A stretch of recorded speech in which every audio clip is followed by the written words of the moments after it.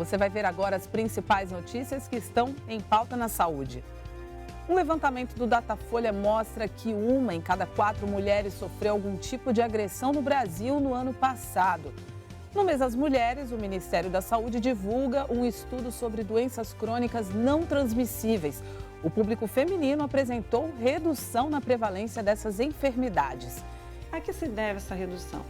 As políticas internacionais, uma agenda internacional e do Brasil também, do governo brasileiro, de enfrentamento dessas causas. E você vai ver ainda o evento da Fiocruz que celebra as trajetórias de mulheres negras. O encontro marca o mês das mulheres e os 21 dias de ativismo contra o racismo. Esses e outros assuntos estão em pauta na saúde. Uma pesquisa do Fórum Brasileiro de Segurança Pública, em parceria com o Instituto Datafolha, revelou que 1 em cada 4 mulheres sofreu algum tipo de violência em 2018. As agressões variam desde as mais sutis, que atingem a mulher moral ou psicologicamente, até o feminicídio. Os dados apontam também que a maioria dos casos ocorre dentro de casa e os principais agressores são companheiros, ex-companheiros, familiares e vizinhos. Apesar das inúmeras campanhas, leis, manifestações e debates, a situação da mulher no Brasil parece não melhorar. A violência tem crescido, mas menos a olhos vistos e mais no ambiente íntimo. É o que demonstrou uma pesquisa do Fórum Brasileiro de Segurança Pública em parceria com o Datafolha. Segundo ela, caiu de 66% para 59% o percentual da população que afirma ter visto alguma mulher sendo abordada de forma desrespeitosa ou agredida nos últimos 12 meses anteriores à pesquisa. No entanto, isso não significa que a violência contra a mulher tem diminuído. Se o homem sofre violência de pessoas desconhecidas, a mulher é a parte mais perversa, porque ela sofre de pessoas conhecidas, de pessoas do seu círculo familiar, do seu círculo afetivo. 42% dessas violências acontecem dentro de casa, longe dos olhares dos outros. E 76% dos agressores são conhecidos. A maioria, namorados e companheiros, ex-namorados e ex-companheiros e vizinhos. O que dificulta a denúncia, como explica Cláudia Moraes, que faz parte do Fórum Permanente de Violência Doméstica e de Gênero da Escola de Magistratura do Rio de Janeiro. Às vezes, a situação de violência da mulher é tamanha que ela mesma não consegue pedir socorro, que ela não consegue, então, a importância de não reforçar aquele ditado popular, que em briga de marido e mulher não se mete a colher. Existem várias formas de se meter a colher, o Estado tem que meter a colher, mas nós também temos que ser solidários, porque às vezes é a vizinha de porta. Mas nem toda violência é óbvia e pode se enxergar ou ouvir. Nem todas deixam marcas visíveis. Entretanto, é certo que estão presentes no cotidiano de toda mulher. Desde gracinhas que se ouvem nas ruas, até xingamentos, humilhações, puxões de cabelo, entre outras. Por isso, o Instituto Nacional de Saúde da Mulher, Fernandes Figueira, da Fiocruz, criou um projeto chamado Agenda Laranja. A ideia é promover encontros em que se debatam essas questões para mostrar que elas não devem ser vistas como naturais. Partir do princípio de que é necessário desnaturalizar a violência nas suas diversas manifestações e formas, né?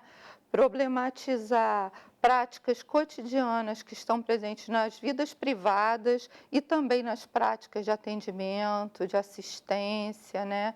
Que no caso das mulheres e meninas ganham características que estão marcadas pelo sexismo, né, pelo racismo e que podem não mais seguir um curso histórico de banalização. A violência contra as mulheres e meninas não é só um problema das mulheres e das meninas, né?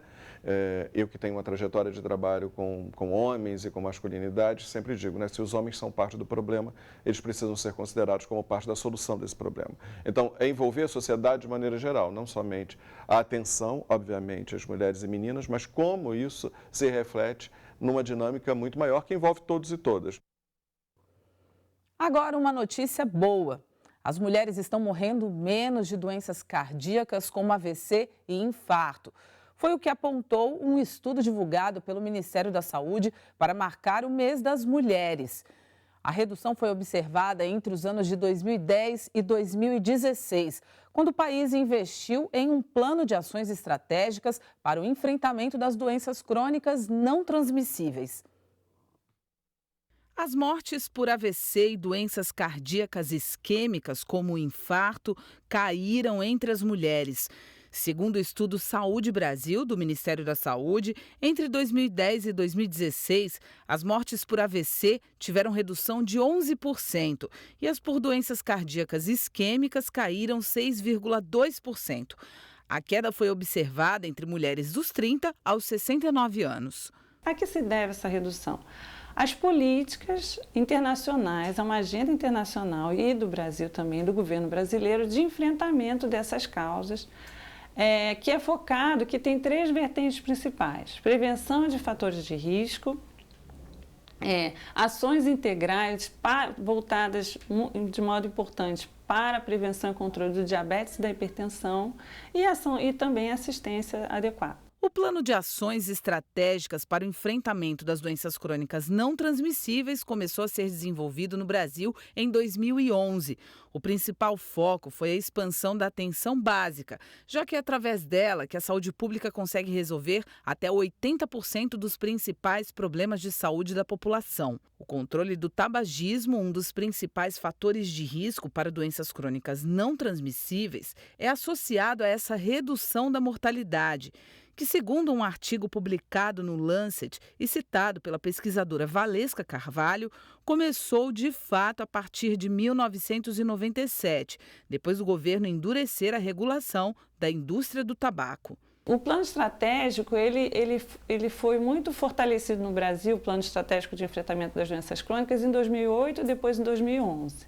Mas a política que antecede ao plano ainda é o controle do tabagismo.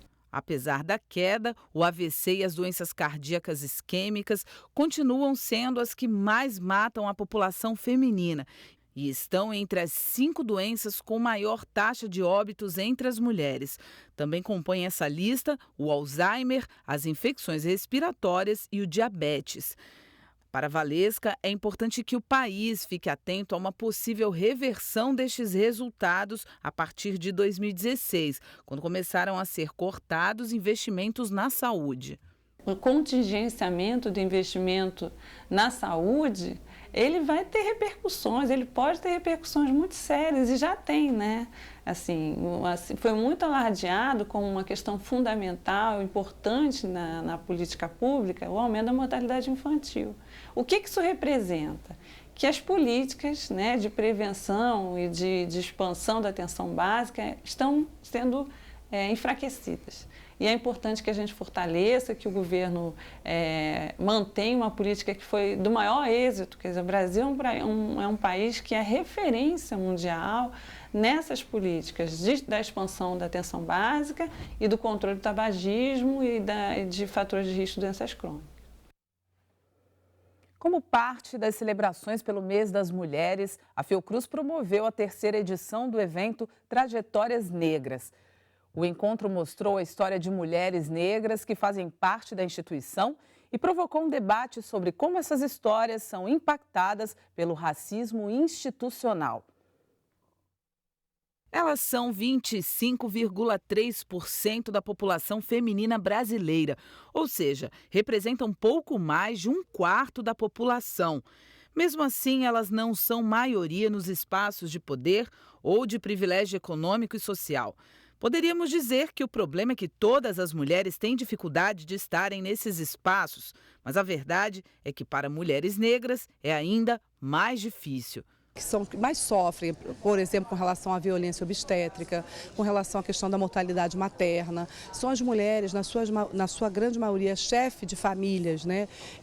Que a gente chama da família, da mulher sozinha, que é a provedora e a cuidadora dos seus lares. A gente vê isso pelos acessos aos benefícios sociais. São essas mulheres que são as chefes de família, por exemplo, das famílias que recebem beneficiárias do Bolsa Família. Não Não é por acaso. A mulher negra sofre duplamente. Além de atravessar o machismo, ela precisa também lidar com o racismo, que se manifesta na sociedade de diversas formas, das mais sutis às mais graves. O evento Trajetórias Negras, realizado na Tenda da Ciência, na Fiocruz, chega à 3ª edição, debatendo como essas trajetórias são atravessadas pelo racismo institucional. É você querer fazer alguma coisa ou você ser colocado em segundo plano em algo que você tem uma expertise e que essa expertise vai ser, na verdade, utilizada por outra pessoa, né? Então você passa a ser um ator secundário daquilo que você é um protagonista.